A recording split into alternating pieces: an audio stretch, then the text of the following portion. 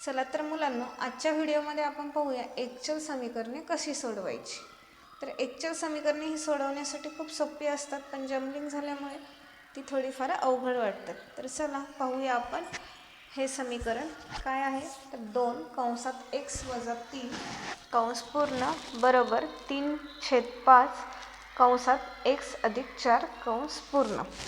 तर आपल्याला एकचल समीकरण सोडवायचं म्हणजेच काय, आपल्याला x ची किंमत काढायची असते।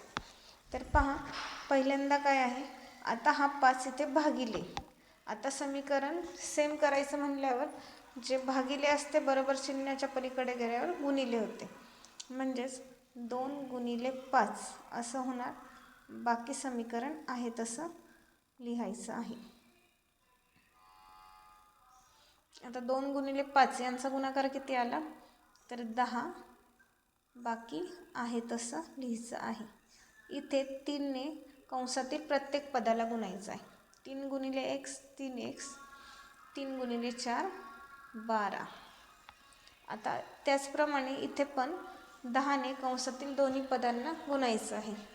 तर काय येईल, 10 गुणिले x 10x आणि 10 गुणिले 3 30,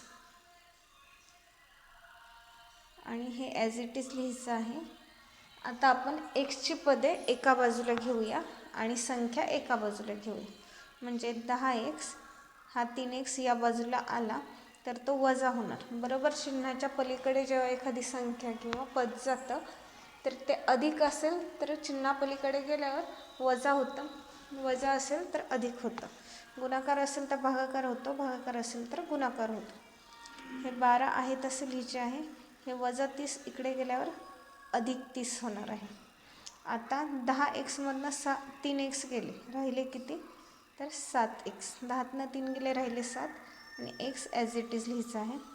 आणि 12 आणि 30 यांची बेरीज किती येणार आहे, तर 2 आणि 0 म्हणजेच 2, आणि 1 आणि 3 4, म्हणजे बेरीज आली आहे आपली 42। मग हे 7 इथे गुणिले आहे, बरोबर चिन्हाच्या पलीकडे गेल्यावर भागिले होणार, म्हणजेच x ची व्हॅल्यू किती आली, 42 भागिले 7, म्हणजे 7 7 42।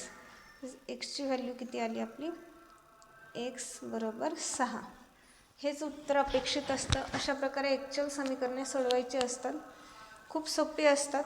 चिन्हांमुळे मार्क जाऊ शकतात, त्यामुळे डोकं शांत ठेवून ही समीकरणे सोडवायची असतात। व्हिडिओ आवडल्यास नक्की व्हिडिओला लाईक करा, शेअर करा आणि सबस्क्राईब करायला विसरू नका। Thanks for watching.